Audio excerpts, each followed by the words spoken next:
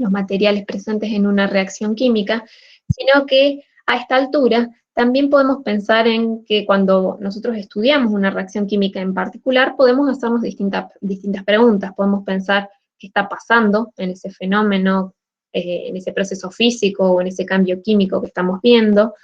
También podemos pensar hasta qué punto sucede una reacción química o incluso qué tan rápido tiene, con qué velocidad tiene lugar esa reacción química. Bueno, la primera pregunta que yo les nombré, ¿qué está pasando?, es lo que nosotros resolvemos o explicamos a través de una ecuación química balanceada, que, como vimos hace un par de clases, no solo identifica reactivos y productos, sino también las proporciones en las que se combinan estos en una reacción química a partir de la estequiometría de una reacción. ¿Hasta qué punto sucede? Lo vamos a ver dentro de un par de semanas, cuando en la próxima teórica, después del parcial, cuando veamos equilibrio químico. Y la última pregunta que planteé recién, ¿qué tan rápido ocurre o tiene lugar una reacción química?, lo va a responder precisamente la parte de la química que veremos hoy, que precisamente nos permite responder qué tan rápido o a qué velocidad ocurre una reacción química. De hecho, la cinética química es aquella área de la química que se va a encargar del estudio de la velocidad o la rapidez con la que ocurre una reacción química. No solo esto, sino también que nos va a hablar acerca de qué factores son los que afectan la velocidad de una reacción química y a partir de qué trayectorias o de qué mecanismos ocurre una reacción química. Por ejemplo, si pensamos en procesos cotidianos, sabemos que durante mucho tiempo los alimentos se preservaron en sal, era una forma de conservarlos. Sin embargo, en la actualidad, ya desde hace muchos años, los alimentos se conservan a partir de la refrigeración, ¿sí? Entonces, en una heladera, por ejemplo, yo lo que estoy haciendo es emplear temperaturas bajas con el fin de hacer más lenta la velocidad de la reacción de descomposición de los alimentos. En ingeniería van a ver que este tipo de conceptos también los empleamos los conceptos de la cinética química para establecer las condiciones que nos permitan producir un material deseado a una velocidad práctica y económica. Entonces, así como la unidad pasada, la termodinámica, nos permitió evaluar la cantidad de calor, la cantidad de energía que absorbe o libera un sistema y a partir de la energía libre de Gibbs, y bueno, su relación con la entalpía y la entropía, estas funciones de estado que vimos, poder evaluar si una reacción es espontánea o no, la cinética química nos permitirá determinar a qué velocidad tiene lugar una reacción química. El estudio de la velocidad de una reacción es sumamente importante porque una reacción puede ser termodinámicamente factible, pero no cinéticamente viable. ¿Qué quiere decir esto? Por ejemplo, la conversión del grafito en diamante, si bien podemos pensarla como termodinámicamente factible, desde el punto de vista cinético, necesita millones de años, ¿sí? No solo millones de años, sino condiciones de presión y temperatura extremadamente altas. Entonces, fíjense que estos dos conceptos y estas dos ramas de la química, la termodinámica y la cinética, por lo general se estudian en forma conjunta, ¿sí? Porque la termodinámica nos va a decir en la reacción química la cantidad de energía que debe absorber o liberar mi sistema para que la reacción química tenga lugar. Incluso nos va a dar las herramientas para decir si una reacción química es espontánea o no, y la cinética nos va a decir, bueno, la termodinámica, si bien nos dice que esta reacción es posible, la cinética nos va a decir a qué velocidad ocurre esa reacción, ¿sí? Entonces, por ejemplo, esta reacción que les mencionaba recién es factible de que ocurra, pero quizás va a llevar millones de años. Discúlpenme, aceptamos a alguien más. Sigue entrando gente. Bien. ¿Se entendió hasta acá? Diferencia entre termodinámica y cinética y cómo cada una de estas ramas de la química nos va a permitir estudiar una reacción química. Buenísimo. Entonces, sigamos. La velocidad de las reacciones químicas van a diferir mucho entre distintos procesos. Algunas reacciones, como la combinación del sodio y el bromo, como vemos acá en Erlenmeyer, ocurren muy rápidamente, mientras que otras, como la oxidación del hierro, son extremadamente lentas. Incluso hay una reacción química que conocemos, que es extremadamente rápida, que es la que tiene lugar, por ejemplo, en los airbags, ¿sí? Dentro de los airbags hay un reactivo conocido como ácida de sodio, el cual es estable a temperatura ambiente, pero cuando la temperatura aumenta por encima de los 200 grados, este se descompone liberando nitrógeno. Y esto es lo que permite que el airbag se infle muy rápido. A su vez, se libera sodio, como óxido de sodio, este metal es altamente tóxico, por lo tanto, ahí interviene el nitrato de potasio que se utiliza para neutralizar la reacción. O sea que fíjense en estos 30 milisegundos que tarda el airbag en inflarse, la cantidad de reacciones químicas que están teniendo lugar. Como definimos, entonces, nosotros, si pensamos en ese esquiador, ¿cómo les parece que en el día a día nosotros definimos la velocidad? Si yo les muestro ese esquiador y pensamos que está bajando el Cerro Catedral, ¿cómo definimos la velocidad? Y te tenés que fijar en cuánto tiempo recorre X distancia. Exactamente, es similar a lo que me están diciendo acá en el chat. La velocidad se define como el cambio, la variación, este delta que hablábamos la clase pasada, el cambio de posición por unidad de tiempo, por ejemplo, en metros por segundo, ¿sí? Entonces, en el caso de las reacciones químicas, para describir en forma cuantitativa la velocidad de una reacción química, tenemos que especificar qué tan rápido varía la concentración de un reactivo o un producto por unidad de tiempo.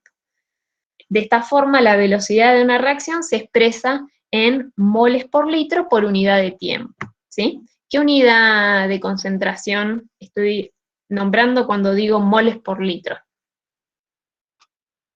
Molaridad. Molaridad, exactamente. Entonces, hay distintas técnicas espectroscópicas que nos permiten medir la variación de la concentración de reactivos o productos, por ejemplo, en este caso, coloreados, ¿sí? Si la reacción química es muy lenta, nosotros podemos tomar una muestra de esta solución a determinados intervalos de tiempo, analizarlas y ver cómo varía la concentración de uno de los reactivos.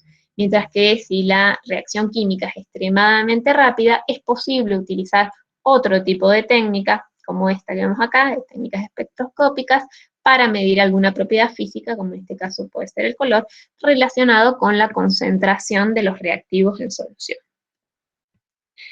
Sin embargo, nosotros vamos a ver cómo se plantea la expresión de la ley de velocidad. Entonces, una vez que hemos medido la variación en la concentración de reactivos o productos con el tiempo, ¿cómo podemos describir la velocidad de una reacción química? Pensemos en una reacción química global, ¿sí? Una general, que tiene esta forma. Los reactivos A más B se combinan para formar los productos C más D, ¿sí? Donde las letras minúsculas que se encuentran adelante de cada una de las letras mayúsculas son coeficientes. Por ejemplo, la A minúscula indica el coeficiente de la sustancia A en la ecuación química balanceada, la B, el coeficiente de B, y así. Entonces, la cantidad de cada sustancia se va a expresar por medio de su concentración. por lo general en términos de molaridad, o también lo pueden ver expresado entre corchetes. Los corchetes, como les había nombrado, significan moles por litro. Entonces, la velocidad a la cual tiene lugar una reacción puede escribirse en términos de la velocidad a la cual desaparecen los reactivos o la velocidad a la cual aparecen los productos, ¿sí? Fíjense que lo que acabo de nombrarles es precisamente lo que está expresado acá. La velocidad de la reacción química, en términos, desde el punto de vista de los reactivos, va a ser igual a la velocidad, por eso estoy poniendo todo en función del tiempo, la variación de tiempo, y la velocidad va a estar expresada como precisamente la variación, por eso tengo este delta, la variación de la concentración molar, por eso los corchetes, la concentración de los moles por litro de reactivo, en este caso A, en función del tiempo. Discúlpenme que aceptamos a alguien más. Bien, sigo. Y como en principio hablo desde el punto de vista de los reactivos, va a ser la velocidad a la cual los reactivos desaparecen o se consumen. Por eso tengo un signo negativo delante. Pero también la velocidad puede expresarse en términos de la velocidad a la que aparecen los productos, ¿sí? A la que se producen estas sustancias.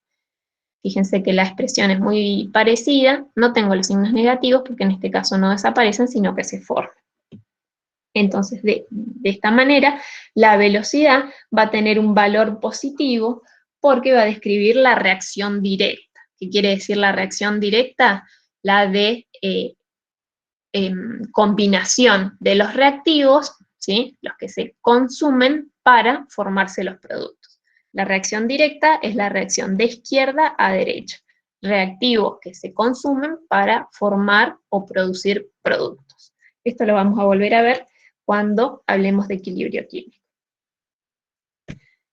Entonces, por ejemplo, veamos esta reacción química. ¿Qué es lo primero que debo hacer cuando yo veo esta reacción química? Ver si está balanceada. Perfecto. ¿Está balanceada esta reacción? No, porque tenés dos hidrógenos en un lado y en el otro tenés uno solo. Bien, okay. Empecemos a hablar con la terminología que estamos aprendiendo. ¿Qué tengo? Díganme. En el producto tenés dos hidrógenos, en el reactivo tenés uno. Al revés me parece, ¿eh? Reactivos del lado Reactivo izquierdo. 2, perdón, el producto 1. Bien. ¿Cómo puedo entonces balancear esta reacción? Agregando un 2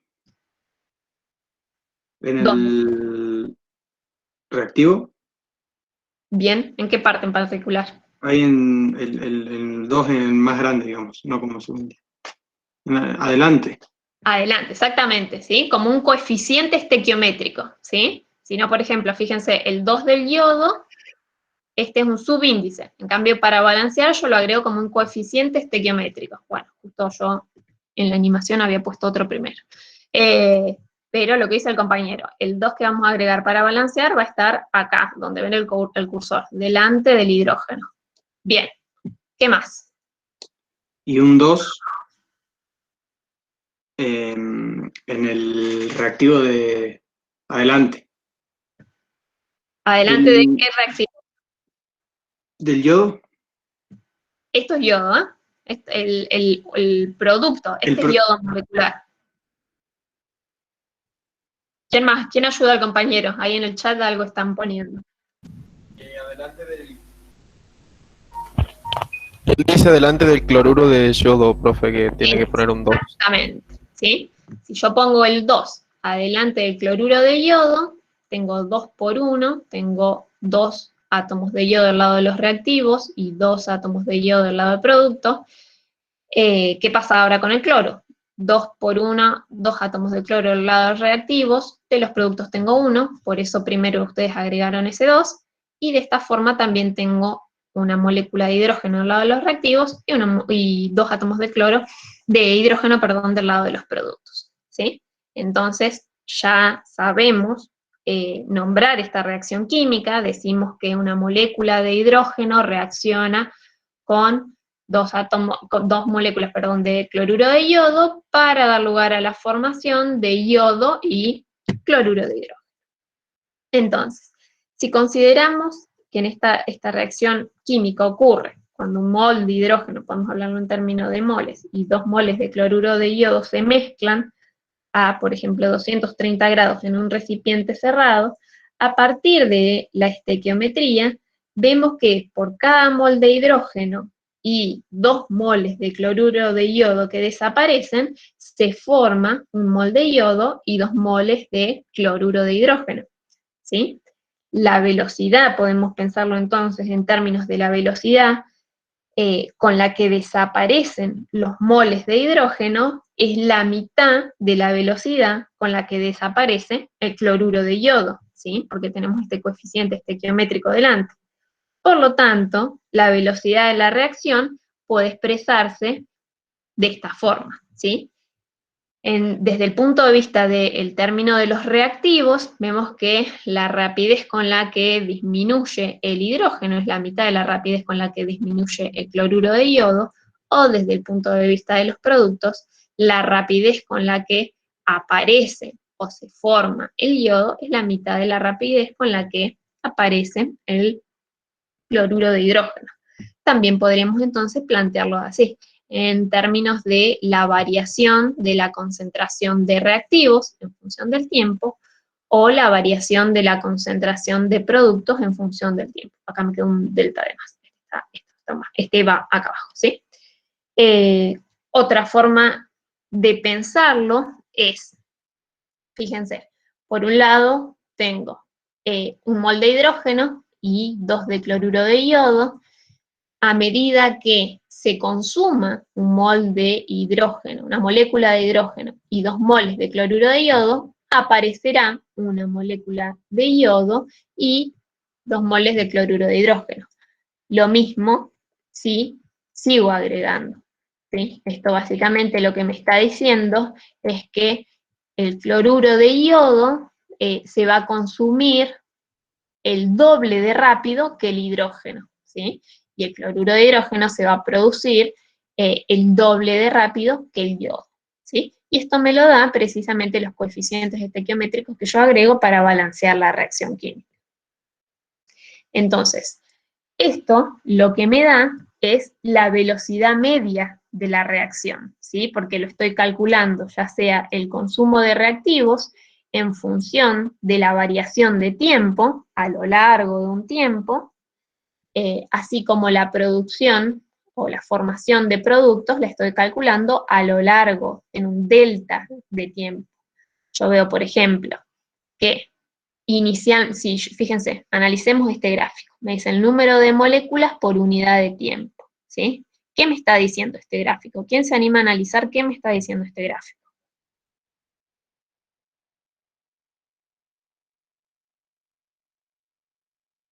Que a medida que pasa el tiempo, disminuye la cantidad de moléculas que tengo en los reactivos y a la vez aumenta la cantidad de moléculas que tengo en los productos y llega a un punto en un cierto tiempo en que son iguales la cantidad de moléculas tanto de producto como de reactivos. Bien, en parte sí, fíjense. Inicialmente, en un tiempo cero, ¿qué pasa? ¿Qué pasa a un tiempo cero? ¿Qué tengo y qué no tengo? Tengo solamente los reactivos. Exactamente, tengo solo reactivo y no hay producto, ¿sí? A medida que transcurre el tiempo, como dijo el compañero, veo que empiezan a combinarse los reactivos entre sí, es lo que vemos también acá, se empiezan a combinar, entonces en esta combinación se empiezan a consumir y a su vez se consumen porque da lugar a la formación de producto, ¿sí? Llega un punto en el que vemos que la cantidad de moléculas de reactivos y de productos igual, y si seguimos analizando la reacción a lo largo del tiempo, la clase que viene, no, la que sigue, vamos a ver qué es lo que sucede. Pero, por el momento, lo que estamos viendo es que la velocidad, rate es velocidad en inglés, se puede definir, como decíamos recién, como la variación de la concentración de reactivos o de productos en función del tiempo, ¿sí? Esta es la expresión de la velocidad media. Si yo quisiera calcular la velocidad en un instante dado, este delta t tiene que tender a 0 y para determinar la velocidad en ese instante tendría que calcular la derivada de la concentración en función del tiempo. Pero por el momento nos va a alcanzar con calcular la expresión de la velocidad de esta forma. Entonces, nosotros por lo general lo que buscamos, como decíamos recién, es que una reacción ocurra lo suficientemente rápido como para que sea práctica desde el punto de vista ingenieril y útil desde lo económico, pero no tan rápida como para que sea peligrosa, ¿sí? O que sea una reacción descontrolada. Entonces, es necesario que conozcamos cuáles son los factores que van a afectar la velocidad de una reacción química. Van a ver que hay 4 factores que influyen en forma determinante en la velocidad de una reacción química. Ellos son la naturaleza de los reactivos, la concentración de los reactivos, la temperatura y la presencia de catalizadores. Entonces, el poder entender estos efectos, el efecto de estos factores sobre la velocidad de una reacción química, nos va a permitir controlar la velocidad de la reacción en forma satisfactoria, ¿sí? De hecho, en la industria esto se estudia y se aplica un montón, precisamente porque desde el punto de vista económico, yo necesito que una reacción química tenga lugar a una velocidad suficientemente rápida, pero en condiciones seguras. Entonces, veamos cada uno de estos factores que afectan la velocidad de una reacción.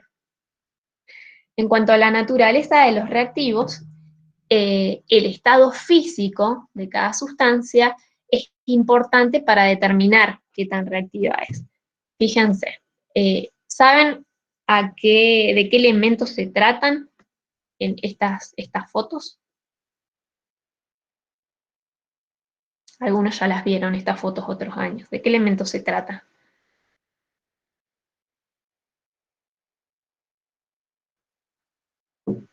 Juan, ni idea. Como dice Lara, como dice Indra, esto es fósforo, exactamente. El fósforo se encuentra en estas... Menos mal que no dije nada, porque iba a decir manteca y pimentón los dos primeros, nada que ver. Podría ser tranquilamente, esta tiene toda la pinta de un pan de manteca. Y este, sí, la verdad que podría ser un pimentón, no, cúrcuma es amarillo, pero tranquilamente podría haber sido. Y vas a estar complicado con los últimos dos. No, a excepción de la manteca y el pimentón, estamos hablando de el fósforo, ¿sí? Por eso les dije de qué elemento químico. El fósforo, fíjense, un bife y una virulana, sí, también podría ser, pero no, dijimos un elemento químico. El fósforo... Pero elementos. El fósforo, cuyo símbolo químico es la P, ¿sí? No la F, que se me confunden bastante, el fósforo se puede encontrar entonces como fósforo blanco, fósforo rojo y fósforo negro, ¿sí? Estas son formas alotrópicas del fósforo elemental. Entonces, como les decía, el estado físico de estas sustancias va a ser muy importante para determinar su reactividad. ¿Por qué les digo esto? El fósforo blanco, por ejemplo, se quema rápidamente cuando se expone al oxígeno del aire. Es por esto que se almacena en aceite vegetal, como lo vemos acá. El fósforo rojo, sabemos que reacciona con el aire con más lentitud, y es por esto que lo podemos almacenar en contacto con el aire. De hecho, son los fósforos que utilizamos en casa y no ocurre nada. Por otro lado, la identidad química, que tiene que ver entonces con la naturaleza de los reactivos, también afecta la velocidad de la reacción química. Por ejemplo, lo vimos cuando vimos las propiedades periódicas de los elementos, el sodio metálico, sabemos que tiene una energía de ionización muy baja, por eso reacciona rápidamente con el agua a temperatura ambiente, produciendo estas reacciones altamente exotérmicas, y es por esto que también se guarda en aceite vegetal. Otro punto que tiene que ver con la naturaleza de los reactivos es el grado de subdivisión, ¿sí? El grado de subdivisión de los sólidos. Tiene una importancia, es otro de los factores que influyen sobre la velocidad de una reacción química, porque, por ejemplo, si tenemos trozos grandes de metales, no se queman, no arden, no se encienden. Sin embargo, si tenemos metales pulverizados, tenemos mayor área superficial y por lo tanto los átomos están expuestos al oxígeno del aire y por lo tanto se encienden fácilmente. Esto es lo que ocurre, por ejemplo, en las minas de carbón, ¿sí? Precisamente tenemos mayor superficie expuesta, hay mayor reacción con el oxígeno del aire y da lugar a que se produzcan reacciones exotérmicas. Entonces, en estos casos, la velocidad de la reacción depende del área superficial y, por lo tanto, particularmente en este último caso, del grado de subdivisión. El mayor grado de subdivisión hace posible que todos los átomos reaccionen y, de hecho, esta reacción ocurre preferentemente cuando los reactivos están en estado gaseoso o en solución, ¿sí? Tenemos mayor grado de subdivisión, hay, por ejemplo, en el caso de los gases, mayor libertad de movimiento, mayor energía, hay más probabilidad de que los átomos entre sí colisionen y, por lo tanto, un aumento de velocidad. Bien, el segundo factor que afecta a la concentración de los reactivos y, por lo tanto, la velocidad química de una reacción. Entonces, este segundo factor, relacionado con la concentración, nos permite evaluar que a medida que avanza una reacción química, como dijimos, la concentración de los reactivos a temperatura constante cambia, y por lo tanto la velocidad de la reacción cambia. La expresión de la ley de velocidad de una reacción, en la cual A y B son los reactivos, fíjense que tenemos una expresión general como la que veíamos recién, para dar C y D como productos. La expresión de la ley de velocidad tiene esta forma, ¿sí? Entonces, la velocidad es igual a una constante, que es la constante de velocidad específica acá, multiplicada por la concentración de los reactivos, cada uno de ellos elevado a un coeficiente. En este caso es sumamente importante que quede claro que X e Y, que son los coeficientes a los que se encuentra elevado la concentración de los reactivos, no son los coeficientes de la ecuación balanceada, ¿sí? Pueden coincidir, pero no son los coeficientes de la ecuación química balanceada. De hecho, estos coeficientes tienen que ser medidos experimentalmente. Se miden, se determinan a partir de experimentos, de mediciones de laboratorio. Esta ley de velocidad se deduce, entonces, experimentalmente para cada reacción química, para la cual estudiamos la variación de su velocidad con la concentración de los reactivos.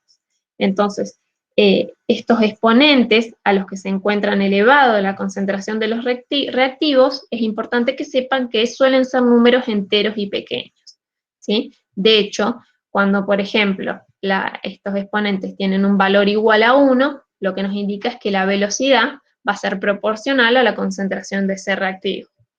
Si el exponente es igual a 2, significa que la velocidad es proporcional al cuadrado de la concentración de ese reactivo, mientras que si el exponente es igual a 0, nos dice que la velocidad no depende de la concentración de ese reactivo. Ahora lo vamos a ver con ejemplos para que quede más claro.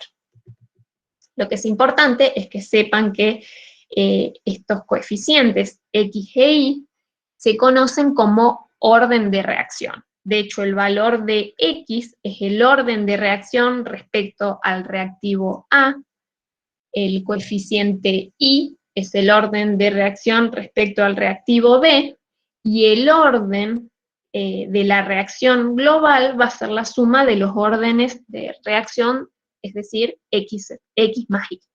Por ejemplo, yo les muestro algunas expresiones de la ley de velocidad para distintas reacciones químicas. Lo que vemos es, fíjense, en este caso tenemos el monóxido de nitrógeno como reactivo y que da lugar a la formación, la descomposición da lugar a la formación del monóxido de nitrógeno y al dióxido de nitrógeno. Dijimos que la expresión de la ley de velocidad era igual a una constante de velocidad específica multiplicada por la concentración de los reactivos elevado a un coeficiente, ¿sí? De hecho, es lo que vemos acá y nos dice que X, en este caso el coeficiente, el orden de reacción respecto de A, tiene un valor de 2. Este 2, como les dije anteriormente, se determina experimentalmente. Lo que nosotros vemos a partir de la expresión de la ley de velocidad es que es de segundo orden, ¿sí? Dado, dijimos, 2 es el orden de reacción respecto del reactivo, entonces es de segundo orden respecto del monóxido de nitrógeno, ¿sí? Como no tengo ningún otro reactivo, el orden global de la reacción es 2, es de segundo orden global, ¿sí? Fíjense en este caso, tenemos el dióxido de nitrógeno que reacciona con flúor para darme este compuesto ternario. La expresión de la ley de velocidad me decía una constante de velocidad específica multiplicada por la concentración de los reactivos, el dióxido de nitrógeno y el flúor. Acá los exponentes, como no tengo exponente, son 1. ¿Qué me está diciendo esta expresión? Que esta reacción es de primer orden respecto del dióxido de nitrógeno, de primer orden respecto del flúor, y 1 más 1 es de segundo orden global, ¿sí? ¿Se entiende hasta acá lo que les estoy mencionando con la expresión de la ley de velocidad y estos coeficientes, estos exponentes que se conocen como orden de reacción? Yo sé que para muchos puede ser un poco complicado, pero ahora lo vamos a ver en un ejemplo y van a ver que es mucho más simple de lo que parece. Lo que quiero que quede claro es que estos exponentes, conocidos como orden de reacción, no necesariamente coinciden con los coeficientes de la ecuación balanceada, ¿sí? No se confundan. Además, no tenemos forma de predecir el orden de una reacción química a partir de la ecuación química balanceada, sino que estos órdenes, estos exponentes, se determinan experimentalmente. Veamos.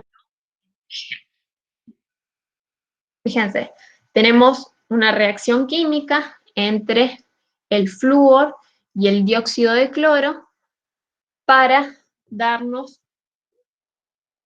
el dioxoclorato, a ver, 2, ¿sí? El dioxoclorato, ¿con qué estado de oxidación está el cloro?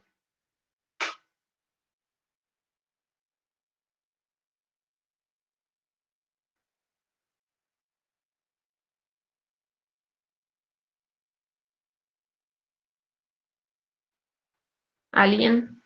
Ahí.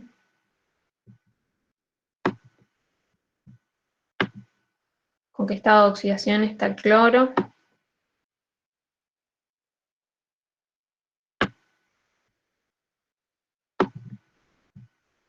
Estamos aceptando gente. ¿Ah, sí?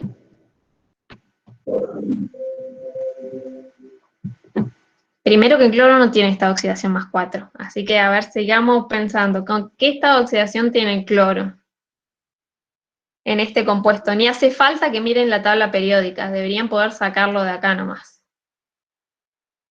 1 positivo, ¿sí? El cloro tiene estado de oxidación 1, 3, 5 y 7. Fíjense, con 1 positivo.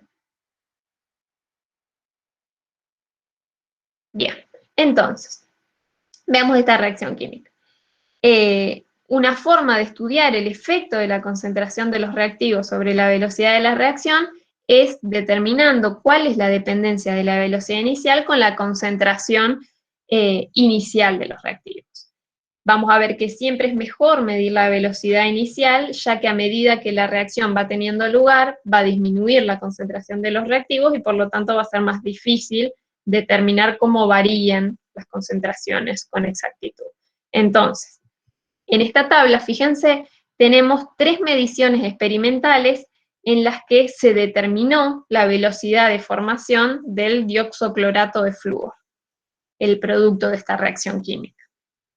Fíjense, tenemos el número de medición, ¿sí? Se hicieron 3 mediciones experimentales, tenemos la concentración de flúor y la concentración del dióxido de cloro, es decir, las concentraciones molares de los reactivos. Y también tenemos el valor de la velocidad inicial. Si yo ahora les pregunto, miren la reacción, no la reacción, perdón, miren la medición 1 y la 3. ¿Qué ven en particular en estas 2 mediciones, en la 1 y en la 3? En la 3 cambia la concentración del flúor. O, eso si pienso en el flúor, si pienso en el dióxido de cloro, ¿qué veo?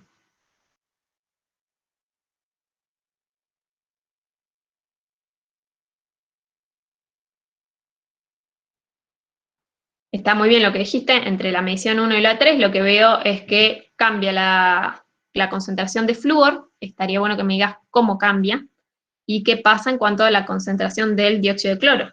Bien Indra, la concentración del dióxido de cloro entre la medición 1 y la 3 permanece constante. Bien Lara, con respecto a la concentración de flúor, entre la medición 1 y la 3, la concentración de flúor se duplica. Precisamente, ¿qué es lo que vemos? Es que si mantenemos la concentración del dióxido de cloro constante, la concentración del flúor se duplica. O sea, vemos que al duplicarse la concentración de flúor, manteniendo constante la concentración del dióxido de cloro, que fíjense qué sucede acá. La velocidad de la reacción se duplica. Bien, como están diciendo ahí Jonás, Lara, Luciana. Esto entonces lo podemos expresar de esta forma, diciendo que la velocidad es precisamente proporcional a la concentración de flúor, ¿sí? Porque al duplicar la concentración de flúor, manteniendo constante la concentración del dióxido de cloro, la velocidad se duplica. Por lo tanto, la velocidad, entre la experiencia 1 y 3, la velocidad es proporcional a la concentración de flúor, ¿sí? Si ahora vemos qué ocurre entre la medición 1 y 2, como está diciendo Lara en el chat, lo que vemos es que al cuadruplicar la concentración del dióxido de cloro, manteniendo la concentración de flúor constante, la velocidad precisamente se cuadriplica. Por lo que podemos decir que la velocidad también es proporcional a la concentración del dióxido de cloro. Si tenemos en cuenta esto, básicamente fue a partir de analizar los datos experimentales de la medición, vemos que la ley de velocidad tiene esta forma, ¿sí? Vemos que la velocidad es igual a la constante de velocidad específica multiplicada por la concentración de los reactivos, el dióxido de cloro y el flúor. Como cada uno de ellos está elevada a una potencia 1, porque dijimos entre el experimento 1 y 3 es proporcional a la concentración de flúor, pero a su vez es proporcional entre 1 y 2 a la concentración de dióxido de cloro, vemos que es de primer orden respecto a la concentración del dióxido de cloro y también de primer orden respecto a la concentración de flúor. Por lo tanto, esta reacción química es de segundo orden global, ¿sí? Además, a partir de la concentración de los reactivos y de la velocidad inicial, ¿qué podemos calcular?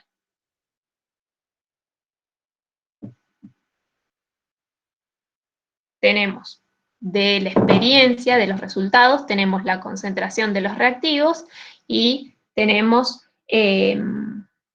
las velocidades. Por ejemplo, podemos tomar la velocidad de la medición 1, precisamente como dice Luciana, si esta es la expresión de la ley de velocidad, tenemos las concentraciones de los reactivos y tenemos la velocidad, podemos determinar la constante de velocidad específica, ¿sí? Simplemente despejamos y tomamos un valor de velocidad, podemos tomar el primero utilizando las concentraciones de la medición 1, o podríamos tomar cualquiera de las otras utilizando las mismas concentraciones, y de esta forma podemos determinar la constante de velocidad específica. Vemos que el orden de reacción en este caso nos va a permitir comprender cuál es la dependencia de la reacción con la concentración de los reactivos. Fíjense entonces que lo que veíamos en la tabla de recién es simplemente a partir de los datos de mediciones experimentales, ver cómo varía la concentración de alguno de los reactivos y qué eso sucede con la velocidad de la reacción. ¿Se entendió entonces cómo determinamos el orden de la reacción química y, bueno, en función de eso, la constante de velocidad específica? Bien. Buenísimo, Jonás, que haya quedado clarísimo. Ejercicios de este tipo, entonces van a permitir, nos van a permitir determinar la velocidad de una reacción química. Como todo, existen teorías empleadas para explicar la velocidad de una reacción química. Particularmente la teoría de las colisiones nos dice que para que ocurra una reacción química, las moléculas o los átomos primero van a tener que colisionar entre sí. De esta manera, un aumento de la concentración de las especies que reaccionan, por ejemplo, empecemos por los reactivos, va a dar lugar a un mayor número de colisiones por unidad de tiempo y por lo tanto una mayor cantidad de producto. Sin embargo, lo que nos dice esta teoría es que no todas las colisiones dan lugar a colisiones efectivas, por lo tanto no todos los choques entre las moléculas dan lugar a la reacción química. Por lo tanto, podemos decir que si bien es necesario que haya choques entre moléculas, estas colisiones, para que la reacción química tenga lugar, esto no garantiza que la reacción ocurra, que la reacción química tenga lugar. Por lo tanto, para que un choque, una colisión sea efectiva, las especies que reaccionan deben tener una energía mínima necesaria y una orientación adecuada en el momento de la colisión. Fíjense, veamos este ejemplo. La reacción entre el monóxido de nitrógeno y el monóxido de dinitrógeno, en el que las colisiones que tienen lugar permiten la formación de dióxido de nitrógeno y nitrógeno, pueden ser de estos, se plantean de estos tres tipos, ¿sí? Tenemos entonces el monóxido de nitrógeno, el óxido de dinitrógeno, y podemos tener estas tres probabilidades de colisiones. Lo que vemos es que solo la primera, está expresada acá como la colisión A, vemos que las moléculas tienen la orientación correcta para transferir un átomo de oxígeno a la molécula lineal de dióxido de nitrógeno. En realidad esta es una molécula lineal, la de dióxido de nitrógeno, pero que va a dar lugar a la formación de una molécula angular, que es la de dióxido de nitrógeno. Mientras que lo que vemos es que en el caso de las colisiones dadas, está expresada como una colisión B, una colisión C, estos otros dos ejemplos, lo que vemos es que en esta la colisión es inefectiva, ¿sí? Porque las moléculas están mal orientadas, ¿sí? Entonces no van a dar lugar a la formación del dióxido de nitrógeno. Mientras que en este segundo caso, la molécula no tiene la energía suficiente para reaccionar, por lo tanto, directamente no va a haber colisión. Por lo tanto, como decíamos, la teoría de colisión establece que las moléculas que reaccionan para que tenga lugar la reacción química no solo tienen que tener una energía mínima necesaria, sino que deben estar adecuadamente orientadas en el momento del choque para que tenga lugar la reacción química. Lo mismo que vemos entonces en este ejemplo, en el que la reacción entre moléculas de monóxido de nitrógeno y ozono van a dar lugar a la formación de dióxido de nitrógeno y oxígeno, siempre y cuando la colisión sea efectiva, y para esto, como decíamos, las moléculas no solo tienen que tener una energía mínima suficiente para permitir el choque, sino que tienen que estar adecuadamente orientadas, ¿sí? Fíjense que en este caso el monóxido de nitrógeno tiene una orientación que es distinta a la que vemos acá en el primer caso. Entonces, no me adelanto. Esto es lo que plantea por ahora la teoría de las colisiones. Ahora, la teoría de las colisiones tuvo su mejora a partir de la teoría del estado de transición o la teoría del complejo activado. Fíjense, veamos esta reacción química. Esta teoría en particular, la del complejo activado, la teoría del estado de transición, nos dice que las reacciones químicas comprenden la formación y la ruptura de enlaces químicos, y de hecho es lo que venimos viendo con otras unidades como uniones químicas. Nosotros sabemos que la energía asociada a un enlace químico se encuentra en forma de energía potencial, y las reacciones están asociadas entonces a estas variaciones de energía potencial. Fíjense, consideremos esta reacción química, donde tenemos reactivos A más una molécula de B, que se combinan para dar lugar a la formación de productos AB más B.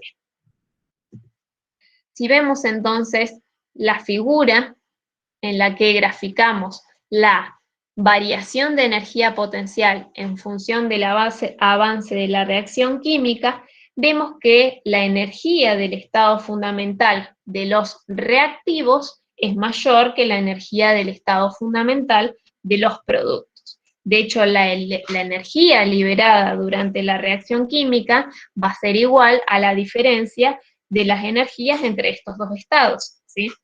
Para que la reacción química ocurra, precisamente se tienen que romper ciertos enlaces, y esto va a dar lugar a la formación de otros enlaces. Entonces, según la teoría del estado de transición, los reactivos, al combinarse, deben pasar por un estado intermedio de alta energía, conocido como el estado de transición, antes que se formen los productos.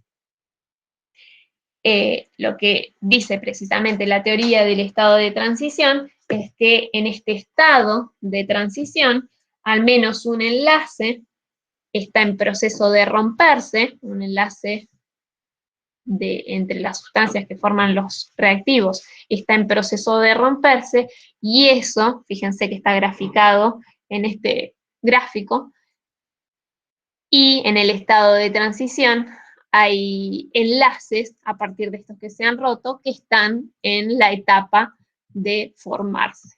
Precisamente lo que vemos es que la energía de activación, acá abreviada como EA, va a ser esta energía cinética que deben tener las moléculas de reactivos para llegar al estado de transición. Si las moléculas entonces de los reactivos no tienen esta energía cinética suficiente, y expresada como energía de activación, para atravesar el estado de transición, no es posible que lleguen a convertirse en productos, y por lo tanto la reacción química no tiene lugar. ¿Se entiende hasta acá? Es una teoría un poquito más evolucionada que la teoría de las colisiones, la que no solo postula que es necesario que hayan colisiones entre las moléculas, sino que también las moléculas de reactivo van a, cuando tengan la energía suficiente, pasar por un estado de transición en la que parte de los enlaces se van a romper y en función de eso otros se van a formar para dar lugar a la formación de productos.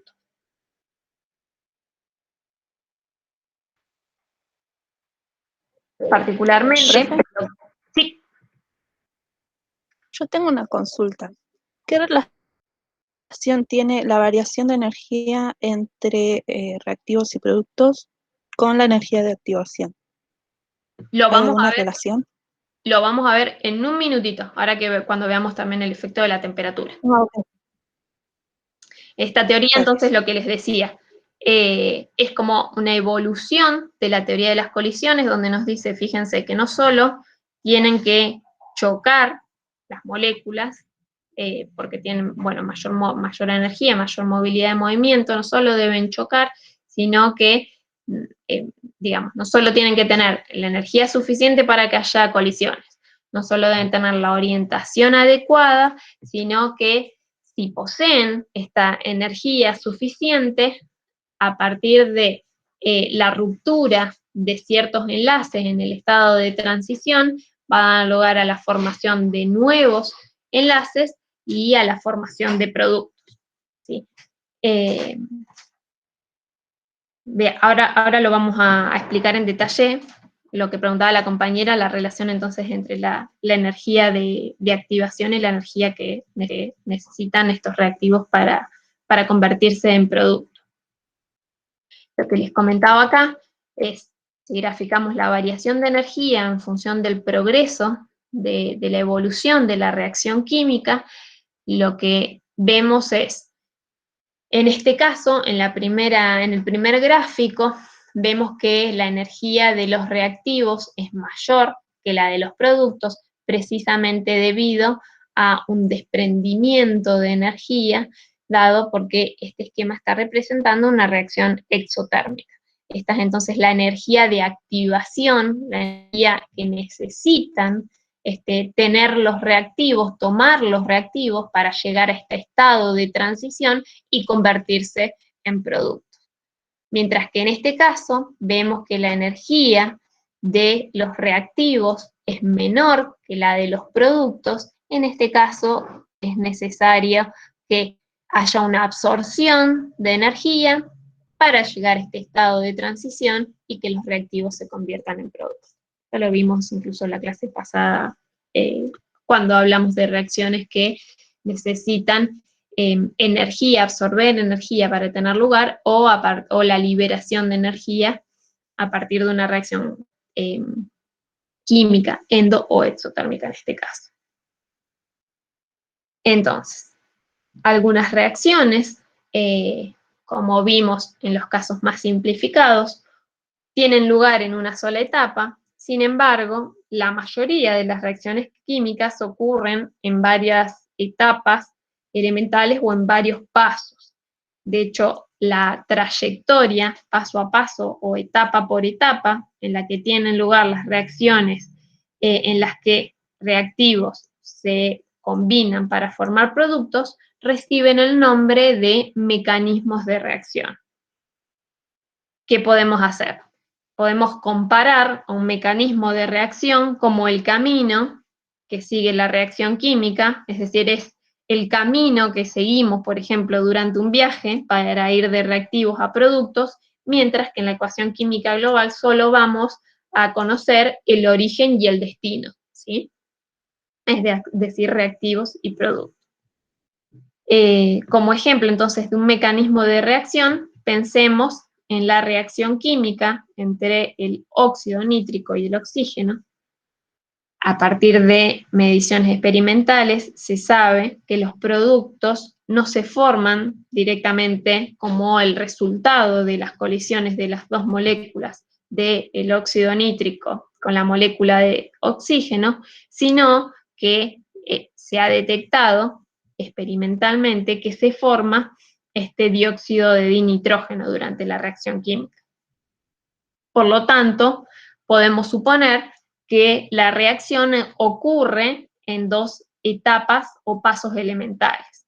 Podemos pensar que en una etapa inicial, dos moléculas de el monóxido de nitrógeno o del óxido nítrico chocan para formar una molécula del dióxido de nitrógeno, y este, a su vez, reacciona con una molécula de oxígeno para formar las dos moléculas de dióxido de nitrógeno. La ecuación química global, entonces, en este caso, va a estar dada por la suma de las etapas elementales, como vimos con la expresión de la ley de Hess, ¿sí? Y lo que vemos en este caso es que especies como el dióxido de nitrógeno se conocen como intermediarios de reacción, porque aparecen en el mecanismo de reacción, es decir, aparecen en uno de estos pasos o etapas elementales, pero no aparecen en la ecuación global balanceada, que es esta, ¿sí? De hecho, un intermediario de reacción siempre se va a formar en una etapa elemental inicial, pero se va a consumir en la etapa siguiente, como vemos acá, ¿sí? ¿Se entiende qué es un intermediario de reacción? Es una sustancia que, como les decía, se va a formar en una de las etapas iniciales de la reacción, pero se va a consumir en otra. Por lo tanto, no aparece en la ecuación química global. Por otro lado, otro concepto importante que podemos ver acá es que en muchos mecanismos una etapa puede ser mucho más lenta que las demás etapas de la reacción química. Por lo tanto, la reacción global nunca va a ser más rápida que su etapa más lenta, ¿sí? De hecho, la etapa más lenta va a ser aquella etapa que limite o que determine la velocidad de la reacción química. Entonces, lo que podemos pensar es que la rapidez con la cual ocurre la etapa más lenta va a ser precisamente la que limite la velocidad a la cual tiene lugar una reacción química. Veamos otro ejemplo de esto. Se determinó experimentalmente que en una reacción gaseosa, por ejemplo, entre el dióxido de nitrógeno y el monóxido de carbono, para formar óxido nítrico y dióxido de carbono, tiene esta forma. Experimentalmente se sabe que esta reacción tiene lugar en un mecanismo en dos etapas. En una primera etapa, lo que vemos es que las dos moléculas de dióxido de nitrógeno chocan, colisionan, con la energía suficiente para romper uno de los enlaces nitrógeno-oxígeno y para formar otro, ¿sí? Fíjense, se rompió uno de los enlaces y se formó otro, precisamente lo que nos decía la teoría de las colisiones. Y lo que la teoría del estado de transición también toma para su formulación.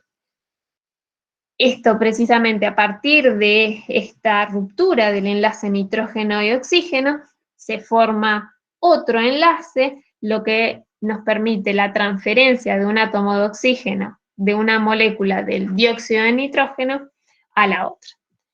En la segunda etapa, la molécula entonces de trióxido de nitrógeno, fíjense, el intermediario de reacción, ¿sí?, se combina con la molécula de monóxido de carbono, transfiriendo un átomo de oxígeno del trióxido de nitrógeno al monóxido de carbono para formar el dióxido de carbono por un lado y a partir de la ruptura del enlace se forma el dióxido de nitrógeno, ¿sí? ¿Se entiende? Fíjense que es lo mismo que vimos en la diapositiva anterior, pero estamos de acuerdo a los conceptos que nos proporcionaba la teoría del estado de transición, viendo cómo a partir de la ruptura de uno de los enlaces es posible la formación de otro enlace y por lo tanto la aparición de uno de los productos. Y el intermediario de reacción, fíjense, aparece en una etapa inicial, se consume en otra etapa y no aparece en la ecuación química global. De hecho, si hacemos la sumatoria de las etapas de la reacción química, ¿sí? Dióxido de nitrógeno, las dos moléculas acá de dióxido de nitrógeno, más el trióxido de nitrógeno, el intermediario de reacción, más el monóxido de carbono, todo esto del lado de los reactivos. Del lado de los productos, tenemos el monóxido de nitrógeno, el trióxido de nitrógeno, el dióxido de nitrógeno y el dióxido de carbono. ¿Qué podemos hacer acá? Fíjense, con todos estos reactivos y todos estos productos.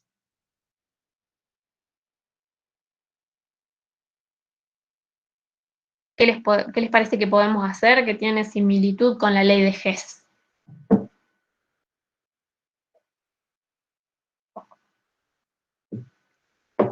Bien, Matías, ¿qué simplificamos?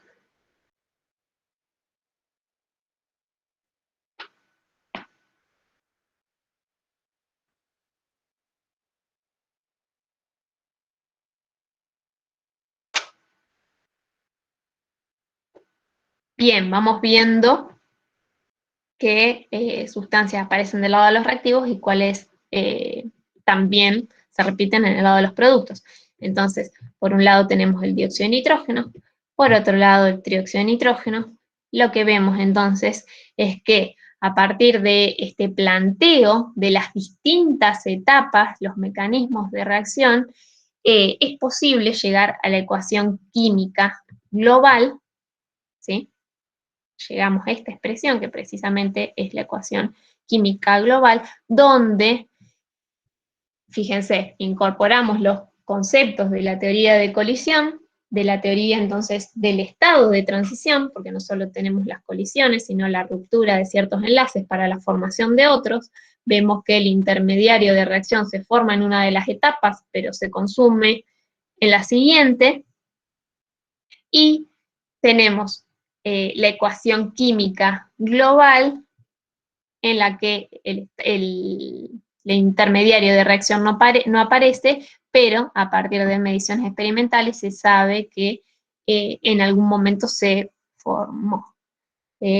Gracias, Juan.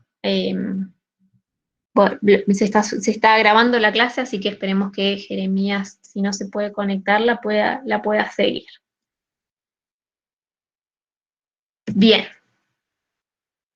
Ahora, dijimos que habían distintos factores, entonces, que, volviendo a esta, ¿se entendió este ejemplo? Que era similar a la de la diapositiva anterior, pero donde repetimos algunos conceptos como los planteados por la teoría del estado de transición y las del intermediario de reacción.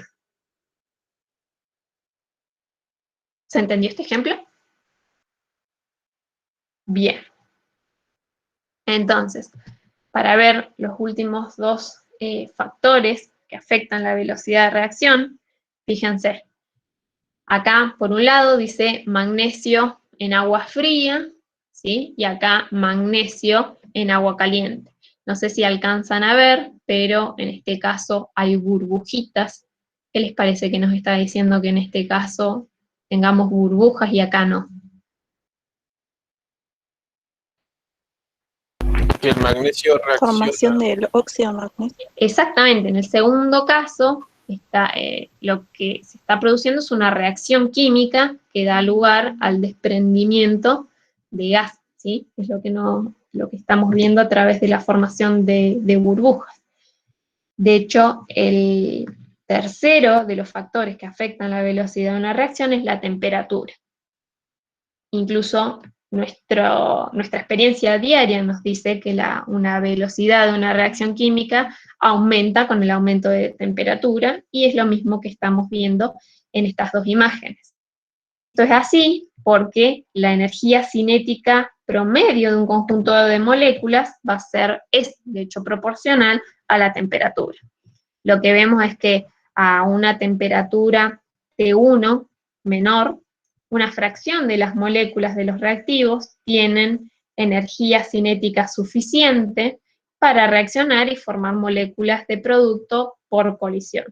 a medida que aumentamos la temperatura, una fracción mayor de las moléculas tienen esta energía cinética, esta energía de activación necesaria para que la reacción tenga lugar con mayor rapidez.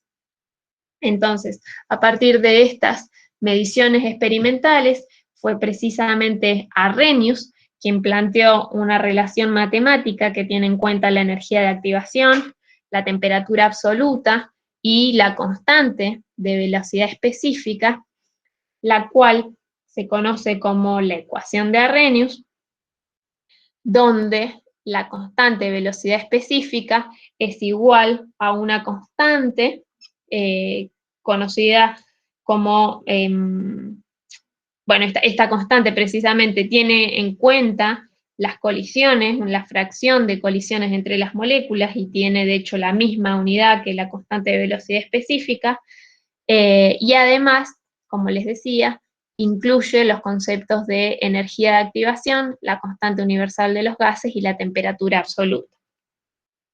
Del análisis precisamente de la expresión de Arrhenius, vemos que cuanto mayor es la energía de activación, menor es la constante de velocidad específica y por lo tanto más lenta es la velocidad de la reacción. De hecho, esto tiene lugar porque algunos choques entre las moléculas, algunas colisiones, ocurren con la energía suficiente para superar la barrera de alta energía, ¿sí? La barrera de la energía de activación. Lo que vemos es si replanteamos la expresión de Arrhenius para sacarle este signo negativo, lo podemos plantear de esta forma, ¿sí? Lo que vemos entonces es que la ecuación de Arrhenius nos va a permitir predecir que el aumento de temperatura da lugar a una reacción más rápida para la misma concentración de reactivos y la misma energía de activación. Fíjense, analicemos entonces esta expresión. Si la temperatura aumenta, ¿sí?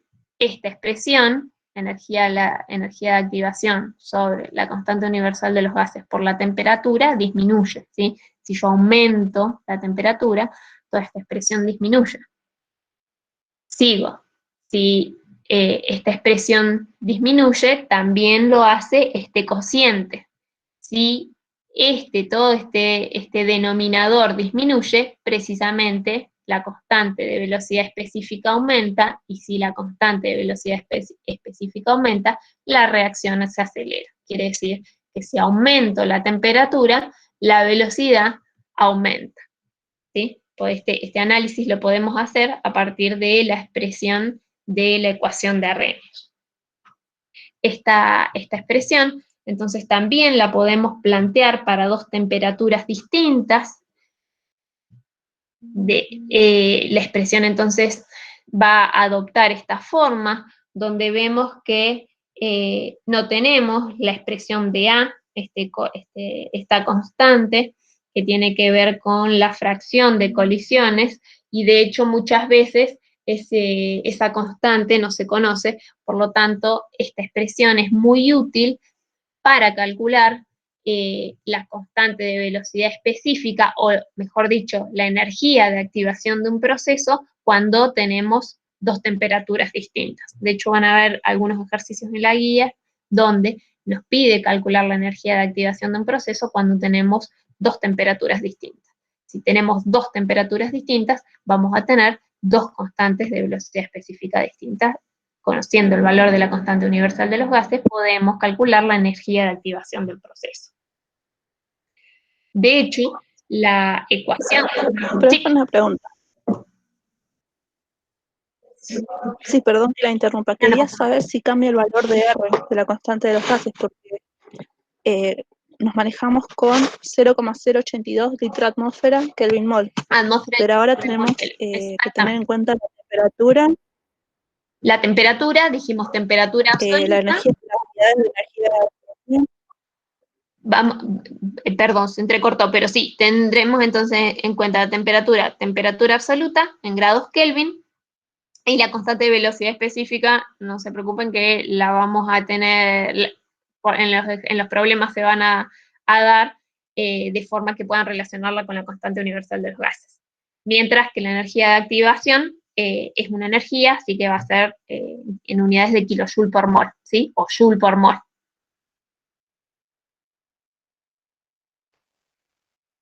Entonces, la expresión de la ecuación de Arrhenius también se puede plantear en forma logarítmica, y de hecho, si la reordenamos para una sola temperatura, es posible compararla con esta ecuación. ¿A qué representa, qué está representando esta ecuación? La pendiente de una recta. La ecuación de una recta, exactamente. De hecho, el valor de esta constante de A, como dijimos, corresponde a una frecuencia de colisiones, es de hecho prácticamente constante, por lo tanto, el logaritmo natural de A puede interpretarse como el término constante y por lo tanto la ordenada al origen en la expresión de una recta.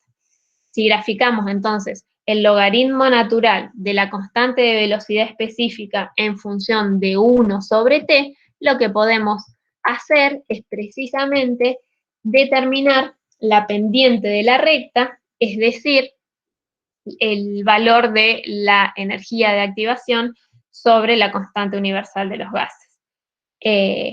Esto lo que me está diciendo es que yo puedo, a partir de graficar el logaritmo natural de la constante de velocidad específica sobre 1, en función de 1 sobre t, determinar la energía de activación de la reacción a partir del ajuste de la linealización de la ecuación de Arrhenius. ¿Sí? Fíjense que entonces, teniendo esta información, podemos, a partir de la pendiente de la recta, determinar el valor de la energía de activación del proceso. En este caso, estamos hablando de complejos térmicamente activados porque tienen que ver con la temperatura de la reacción química. Por último, el cuarto factor que afecta a la temperatura es la presencia de catalizadores. De hecho, los catalizadores son sustancias que cuando se agregan a una reacción química aumentan la velocidad de una reacción. Esto permite que las reacciones tengan lugar a través de trayectorias que van a ser altas a las que se plantean inicialmente, y esto permite que la velocidad de la reacción aumente y por lo tanto disminuya la energía de activación. Esta energía deben superar los reactivos para convertirse en producto. Un catalizador forma parte de una reacción, pero se vuelve a restituir en la última etapa, es por esto que no aparece en una ecuación química, en la ecuación química de la reacción global. Fíjense, tenemos esta reacción química en la que el clorato de potasio se descompone para formar cloruro de potasio y oxígeno. Nuevamente, ¿esta reacción química está balanceada?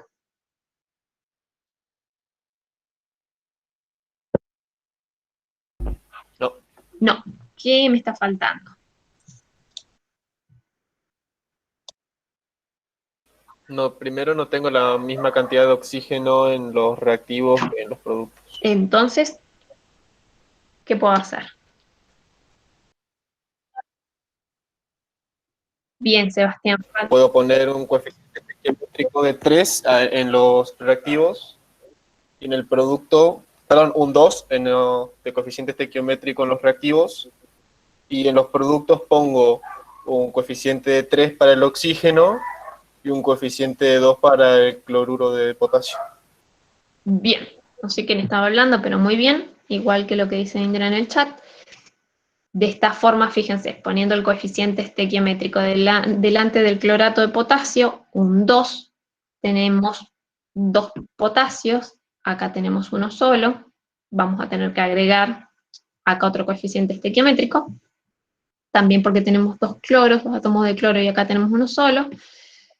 2 por 3, 6 átomos de oxígeno. 2 por 3, 6 átomos de oxígeno. Y agregando el 2 tenemos la ecuación química balanceada. Entonces, experimentalmente tenemos entonces este dispositivo donde acá tenemos el clorato de potasio y a partir de calentarlo deberíamos obtener el cloruro de potasio sólido y que se desprenda oxígeno.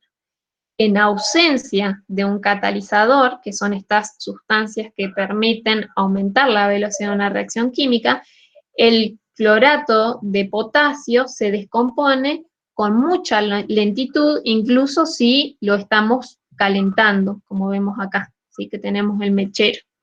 Pero si al clorato de potasio lo mezclo con un polvo negro, que es el que vemos acá abajo, que es dióxido de manganeso, si mezclamos el clorato de potasio con el dióxido de manganeso antes de calentarlo, la reacción evoluciona rápidamente desprendiendo oxígeno. Lo que vemos es que al terminar la reacción química, el dióxido de manganeso se puede recuperar sin que haya sufrido cambios, y la reacción tiene lugar en forma más rápida, ¿sí? Aumenta la velocidad de reacción. Entonces, otra forma, otro factor que afecta la velocidad de una reacción química es precisamente la presencia de un catalizador, ¿sí? El catalizador aumenta la velocidad de la reacción, pero al final de la misma lo recupero sin que se modifique, se vea alterado físicamente. Entonces, hasta acá la unidad de cinética química. Fíjense que tenemos conceptos muy importantes, partiendo de cómo planteamos la expresión de la ecuación de velocidad, teniendo en cuenta la concentración de los reactivos, y fundamentalmente en esta expresión de la ley de velocidad, que vimos que era el producto de una constante de velocidad específica por la concentración de los reactivos elevados a exponentes que se conocen como orden de reacción, los cuales se determinan experimentalmente, como vimos en el ejemplo, y también mencionamos los 4 factores que pueden afectar la velocidad de una reacción química, ¿sí? Ya sea aumentando la velocidad, que es lo que se pretende en ingeniería en procesos que sean económicamente viables. ¿Dudas? ¿Consultas? Yo, profe, tengo una consulta, pero es más allá de la clase, era por una cosa del fósforo, pero eso. Bueno, Si alguien tiene otra pregunta un poco más importante con el tema basándose en la clase, tipo, prefiero que lo pregunte él y si no, bueno, pregunto yo. Chicos, ¿preguntas? Si no, pregunta Juan. Yo tengo una pregunta. ¿Qué pasa cuando la velocidad de reacción no es directamente proporcional con la concentración? Porque el ejemplo que vimos es muy sencillo, es 1 a 1, digamos. Sí, por eso, pero fíjense que no solamente vimos en el caso de que la concentración de uno de los reactivos era directamente proporcional, perdón, que la velocidad era directamente proporcional a la concentración de reactivos, sino también cuando el orden de reacción es 2 o es 3, que sea proporcional al cuadrado de la concentración de alguno de ellos.